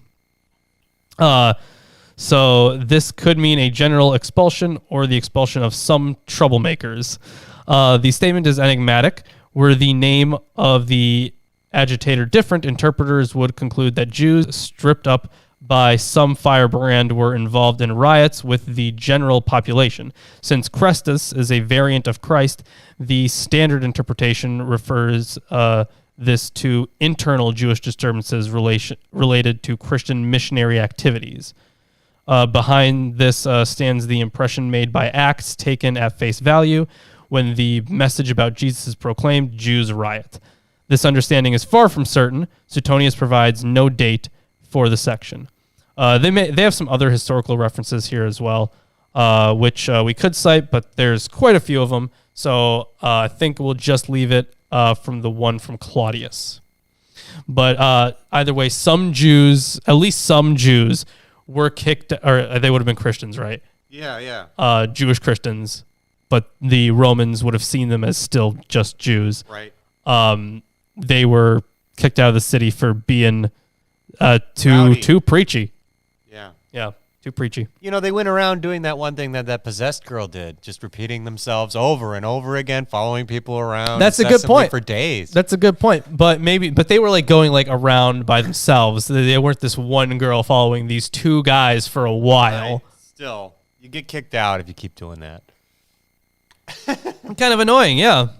If that narrative about that possessed slave girl taught you nothing, right? You'd be wrong because it taught you this. There you go. Don't be annoying. All right. So I will continue with this story then. In 18, I guess I'll start 18, right? No. After this, Paul left Athens and went to Corinth, and he found a Jew named Aquila, a native of Pontus, recently come from Italy with his wife Priscilla, because Claudius had commanded all the Jews to leave Rome, and he went to see them. And because he was of the same trade, he stayed with them and worked, for they were tent makers by trade. And he reasoned in the synagogue every Sabbath and tried to persuade Jews and Greeks. So yeah, this must have been someone who would have already been a Christian at this point, getting kicked out of the area. Right? Like it would have had to have been. Unless we're talking about Paul being the one to go reason, but because they just say and he reasoned. That's not specific enough. It's not specific enough because we just had an identification of Aquila. It felt awkward again. Yeah. And the thing is, I mean, I could check the Greek and it might be clearer, but it also might not. So I guess I could do that. So in Greek, a lot of the time they use pronouns to refer to things that have already been in the sentence or in the passage. That we do that in English too. But in Greek, you don't always have to say like he did X would be one word. That would be one word in Greek, and the only thing that would change would just be dependent on the case and the number of people that are doing it. So in the Greek, there might be a I was hoping for a pronoun in the Greek, like a pronoun that would help point back to which person they're talking about. Yeah. Because depending on the case, it would be helpful, right? Sure. It's not. It would literally be just translated as he argued or he reasoned. That's it. There's no pronoun in there separately. No reflexive pronoun or anything. Sure. So not much help there. So continuing on here. When Silas and Timothy arrived from Macedonia, Paul was occupied with the word, testifying to the Jews that the Christ was Jesus. That Jesus was the Messiah. Would make sense there. And when they opposed and reviled him, he shook out his garments and said to them, "Your blood be on your own heads. I am innocent. From now on, I will go to the Gentiles." So I guess I'll take my preaching somewhere else. That's what he's saying. Yeah. Can we get a Reuben cardboard cutout to send his place? Bit much. I don't know. It may be easier to digitally edit him in. I don't know. I'm lazy though. I'm just interested in this notion of being able to go into the synagogue and try to reason with all these people. Can you imagine doing that now? Yeah, I should give it a go. It's it seems to be okay when you're it seems fine when you're in private conversations with these people. Yeah. Because they don't have to. It might have to do with peer pressure, right? In a context like that where you have the crowd, it can get super toxic super fast. And that's just that's just unfortunately kind of part of human nature. Yeah. That the crowd changes so many things like that. It's its own entity. So in regular conversations with Jews, Christians, you can have productive conversations actually. Yeah. I don't know how much Aron agrees with that, but I think you can. It depends on the person. It does mostly, but from the conversations I've had, most of them in recent years have been productive, I would say. Of course, there are people who are just awful for the sake of being awful. It's like Penn guy. He's pretty great guy. Yeah, he's Penn very guy's religious. Penn guy's great. Yeah, Aron. So at UWM, there's this Christian guy, creationist, I would say, young Earth creationist, who he hands out pens. They're just pens with little religious notes on them, kind of attached, preachy, right? But then when you talk to the guy, he's like a normal dude. Yeah. You can have a good conversation with him. He's not always trying to go for gotchas. He's not poisoned by the toxicity of 2007 YouTube. Dude is in fact very anti-toxic. It's pretty surprising. Yeah. So I love talking to that guy. He's great. Yeah. Should do that sometime. Yeah. What? I should just go say hi. He remembers. Just go say hi to him. Yeah, sure. So either way, yeah, you can have those conversations. But the crowd changes a lot, definitely. They're going he's going to take his preaching somewhere else. And he left there and went to the house of a man named Titus Justus, a worshiper of God. His house was next door to the synagogue. Crispus, the ruler of the synagogue, believed in the Lord together with his entire household, and many of the Corinthians, hearing Paul, believed and were baptized. And the Lord said to Paul one night in a vision. This is all happening so fast. Yeah, it's just kind of jarring again. This is really okay. There are cool scenes in Acts so far. There are. But the writing was, I feel like, mostly just to get to each plot point faster. And that's not good writing. No. So exposition. It's just exposition. It is, yeah.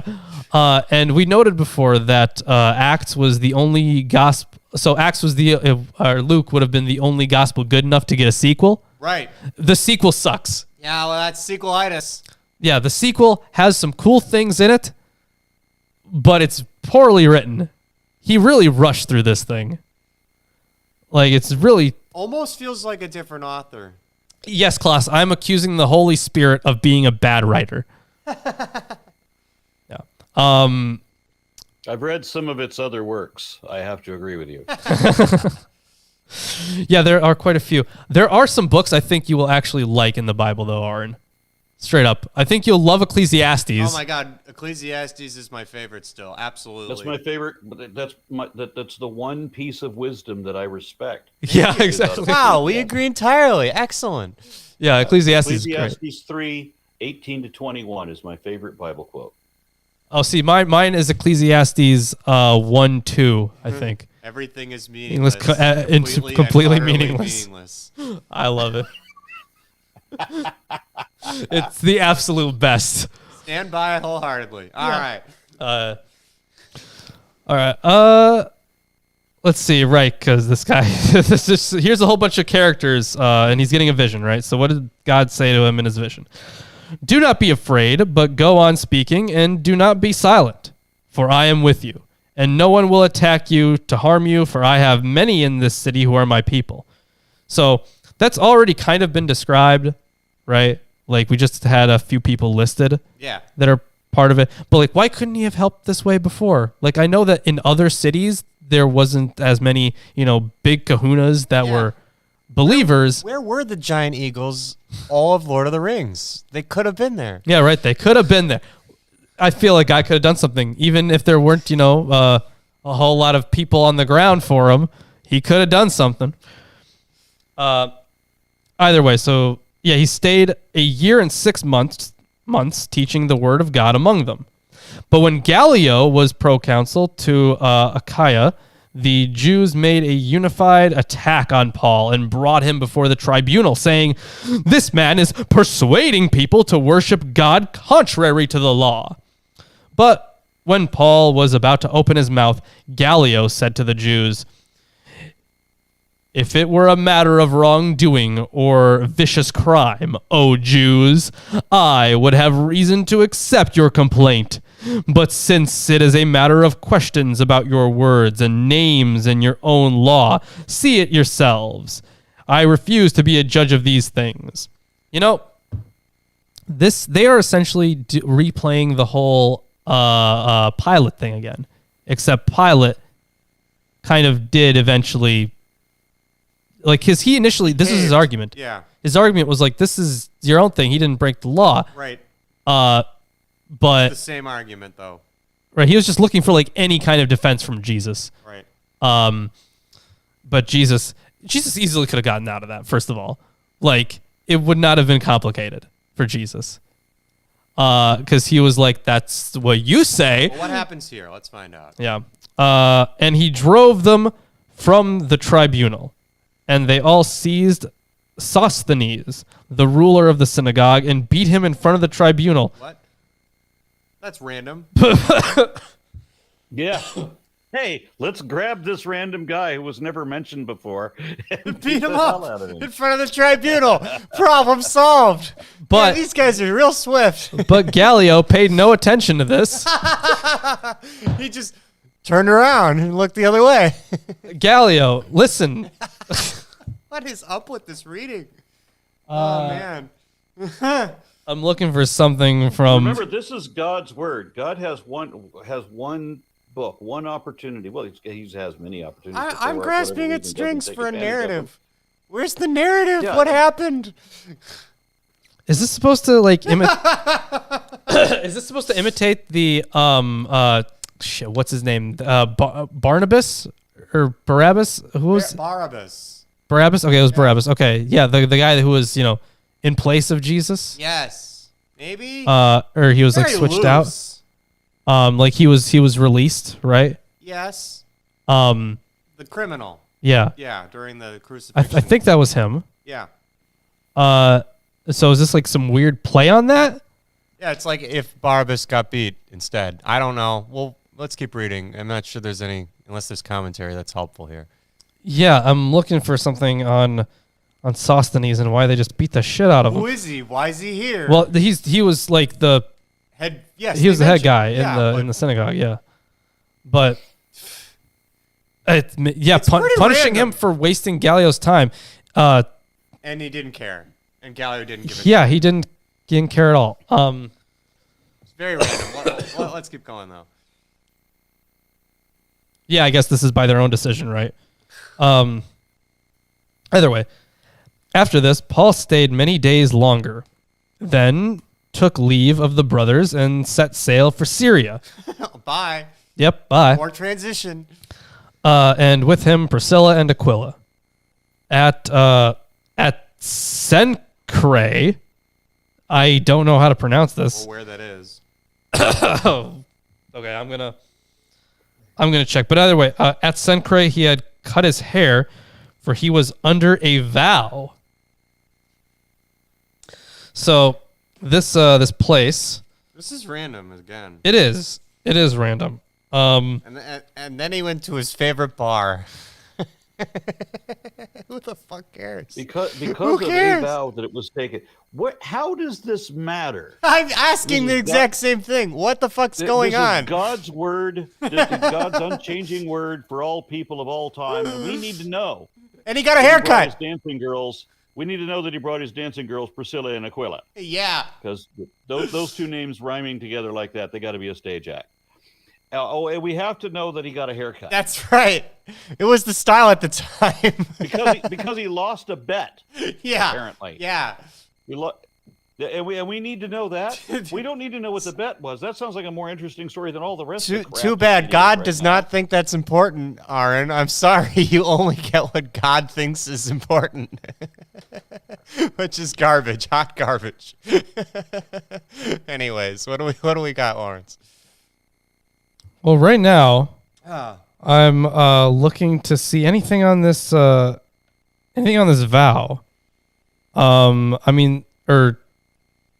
Like any kind of oath that he would have I remember there being taken, a Jewish oath, specifically the contrary, where a man should not cut his hair or does shave his beard to a certain point or something. Yeah, I had to make sure, Wasn't but yeah. Paul bald? Like every painting I've ever seen of Paul, he was bald. Well, maybe after this. I wish paintings were accurate there. I don't know if they could be considered accurate, right? They wouldn't be, but right. it does. It completes the Nazirite vow, Numbers 6:1-21.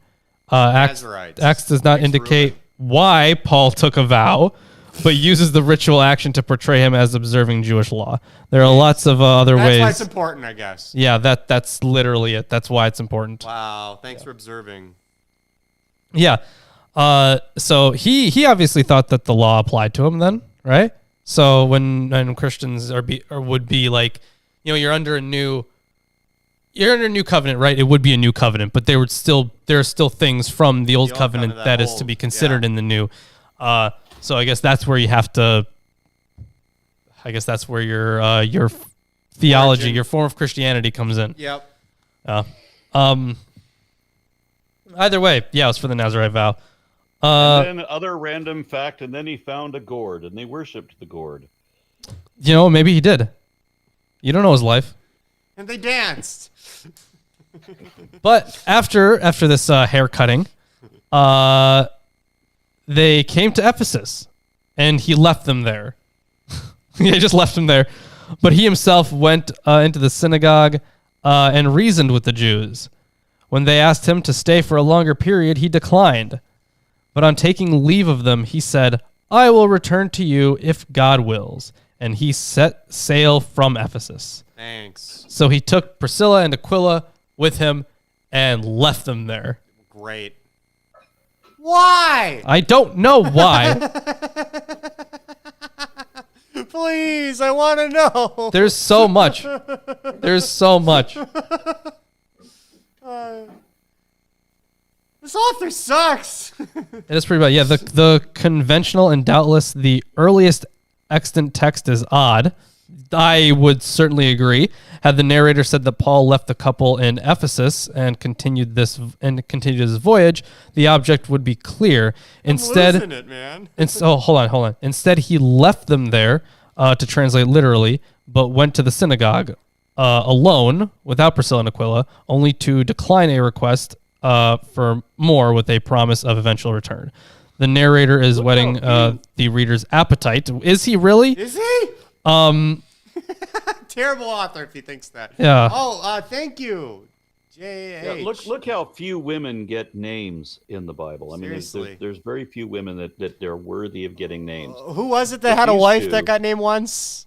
Oh, it was. These two are named. They don't do a damn thing. He get Okay. dropped off. Passengers on a boat. So Yeah. first of all, JH, thank you. We will keep up the good work. And yeah, I don't know. Is everyone else having issues hearing Aron? I know that usually the guest is quieter than we are, but Yeah, I can't turn it up much more. I mean, There. I had no idea. oh, okay. I'll just sit a little closer to the mic. Okay. Thanks. Hopefully that's better. You guys should have told us.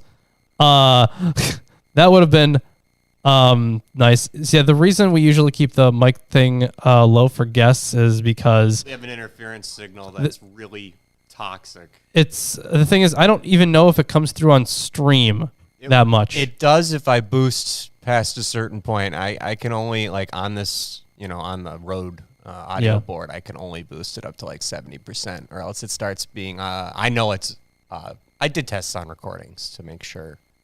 Okay, yeah. So that's why they're generally lower. Yeah, I usually think they're less on the stream. Yes. Definitely. Yeah, the road board blocks some of it, but we hear it through. We hear it. Yeah, the thing is, it doesn't bother me all that much, but it bothers Chris a lot. Yeah, it bothers me quite a bit, and I have to listen for the guests, so I feel it. I need to wear a headset. Yeah. Yeah. So, sorry, we'll fix it someday. I promise. Maybe next year. Like literally. Yeah, we definitely have to figure something out on that end. If we had a desktop, then the audio It wouldn't would have be better. interference with the HDMI cable. That's true. I did conclude what the actual issue was. I just can't do anything because it's a laptop. So we'll figure it out. Yeah. Moving on. It's not like the You're on FDR verse audio. 22 now, right? Yes. Ezer. Yes. Okay. When he had landed at Caesarea, he went up and greeted the church, and then went down to Antioch. After spending some time there, he departed and went from one place to the next, through the region of Galatia and Phrygia, strengthening all the disciples. Now, a Jew named Apollos, a native of Alexandria, came to Ephesus. He was an eloquent man, competent in the scriptures. He had been instructed in the way of the Lord, and being fervent in spirit, he spoke and taught accurately the things concerning Jesus, though he knew only the baptism of John. That's it? That's all he knew about him? He began to speak boldly in the synagogue, but when Priscilla and Aquila heard him, because Paul is off somewhere else. Off somewhere else. So they heard him. They took him aside and explained to him the way of God more accurately. Thanks. And when he wished to cross to Achaia, the brothers encouraged him and wrote to the disciples to welcome him. When he arrived, he greatly helped those who through grace had believed, for he powerfully refuted the Jews in public, showing by the scriptures that the Christ was Jesus. First of all, if the only thing he knew about Jesus was that he was baptized by John the Baptist, how much information could you possibly have about this guy to start refuting people's arguments? Nope. I don't see it. I'm not seeing it. So it took Aquila and Priscilla to help out this guy who was just. And the only way you need to prove anything is by saying so. Everything is because I said so. That's it. Apparently, in this text, I really wish we, had more on that. Maybe we could, learn how to be so convincing. You just have to tell people stuff. Yeah, so... Have you tried that? Have you tried just telling people stuff? It doesn't have to be true, as it turns out. Ouch. It doesn't matter what your evidence is as long as you sound confident. Yeah. That is unfortunately true. Is he a follower of John the Baptist? Because it says that he... Yeah, okay, so the narrative text next affirms that Apollos was a missionary, or at least a teacher. Apollos had been taught the way of the Lord, an ambiguous phrase that could refer to conventional Judaism, but need not. He engaged in vibrant, scripturally informed teaching that reflected accurate information about Jesus, but then, the only thing he knew only the baptism of John. So what kind of Christology... verse 25 might imply lies beyond conjecture, since Acts 1:5 and 13:4-5 view John's baptism as a preparatory act for Israelites that did not convey the Holy Spirit. That would require proper baptism in the name of Jesus, as will be demonstrated a few verses later.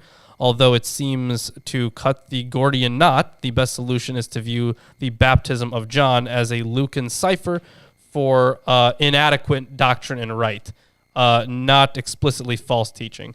Yeah, so just not good enough. So, you get the idea, you get the gist of it, Apollos, but there's some stuff that you're missing. That reminds me of the one Drawn Together scene with that princess who's like, "Oh, he died for our sins." Yeah, I could believe that. Do you remember that, Lawrence? It's pretty funny. No. Wait, which one? It's a stupid show from Comedy Central, Drawn Together. I didn't actually watch. I watched a couple episodes of Drawn Together, I think.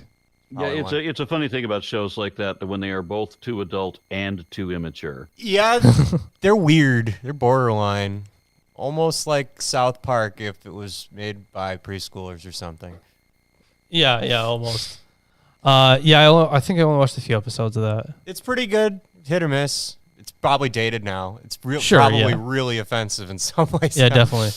I thought Brickleberry was funny. That was the most offensive, but the whole point of that show was... It's actually more offensive than Brickleberry. It's more offensive than Brickleberry? Than Brickleberry, yeah. It's arguably they shouldn't have had any seasons, but they did. Wow. Anyways, fun reference. Really dumb characters. Yeah. So I think that was the end of it. Yeah, for he powerfully refuted the Jews in public, showing by the scriptures that the Christ was Jesus. Oh, that's the end of the reading? Yep, that's the end of it. Yeah, so powerfully refuted by the scriptures. You're basically just saying, but the book says this. But is that true? Well, the book says this. Yeah, I know the book says that, but how do we know that it's true? Because the book says so. Yeah, it's a tautology. Yeah, it does say so, Aron. I heard you, man. I screamed that at them, not at you. I can't believe you don't acknowledge the authority. Either way, that's the end of the reading for today. I lament that my own Bible study series will eventually have to trod through things like this, where there's hardly anything you can say of comedic value. It's like, why are we even chronicling this? I try to be the comedic value for the show, but it's hard. Yeah, Chris is the funniest man alive too, so it's not even that funny. No, I'm only slightly humorous occasionally. I think there is, while it is, a pain in the ass sometimes, I think there is a lot to be gained, especially when you go over original languages and You have like textual issues. Those pop up as well. Yeah, it's nice to know why they thought things were important, because you read these things like, he cut his hair, and it didn't seem relevant at all, but it had some symbolic meaning. And it's nice to know what they actually were trying to say, even though it's bullshit. He lost a bet, and we don't know what the bet was. That would have been cool. Everything that could have been interesting about that has been omitted. Well, I'm sorry, they weren't very interesting back in the past, or at least they didn't write things very interestingly. Yeah, these chapters were probably some of the more confusing ones that we've read. Like I said, I was bewildered by how I felt the order of operations should be written, and it didn't make coherent sense at the jail scene, for sure. Yeah. That was like, I was listening intently, and I'm like, did I miss something? A bunch of times. At least 3 distinct times I felt. I also felt that way, and I was reading omitted? it. Yeah, something feels way off about that narrative. It wasn't your reading skills. I know that. You're doing fine. Yeah, I'm honestly going to have to go back and check that, because there must be some kind of big thing that was just I don't know, left out or included in there that shouldn't be. I don't know. I couldn't see anything in the commentary. It's definitely harder when I have all the commentaries. It's nice to have another co-host. Yeah. But either way, who's physically here at least, you know. Yeah, because the thing is, Ruben would have 2 commentaries of his own, or 3, right? He would have Erdman's too, probably. Yeah. I would have the Greek stuff and Hermenia.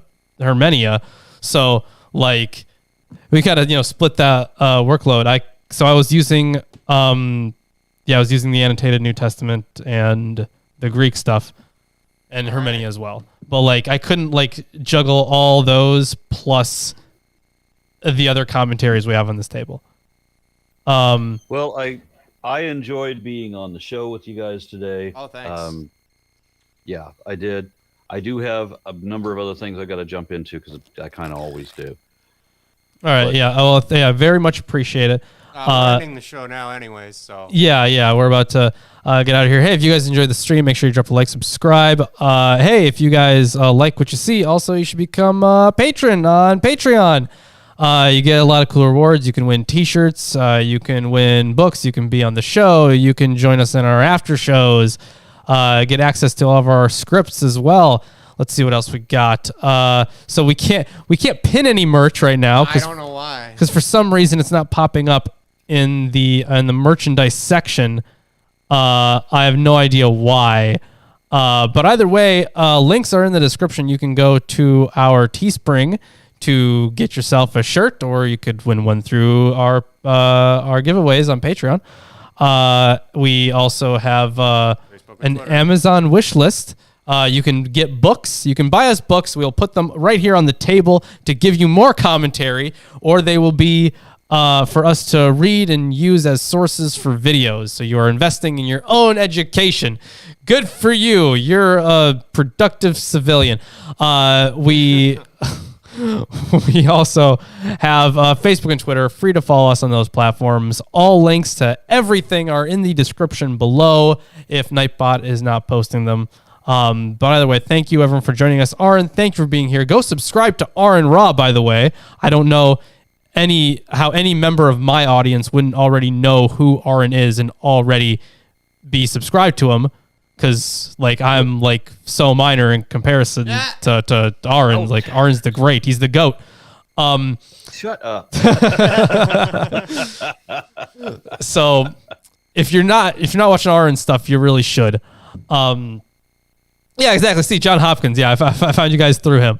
Very well. See, exactly. That's what I'm talking about. And check out that Suffering Servant video. Just came out. Took a long time. The Suffering Servant video took a long time to do. I think I did a good job, but it was there's still a pain in the ass to do. So go watch it. Tell me your thoughts. Aron, once again, thanks for being here. And hopefully Ruben won't be dead by Friday. Yeah. So we'll see you on Friday. Maybe. Probably. Thanks for watching.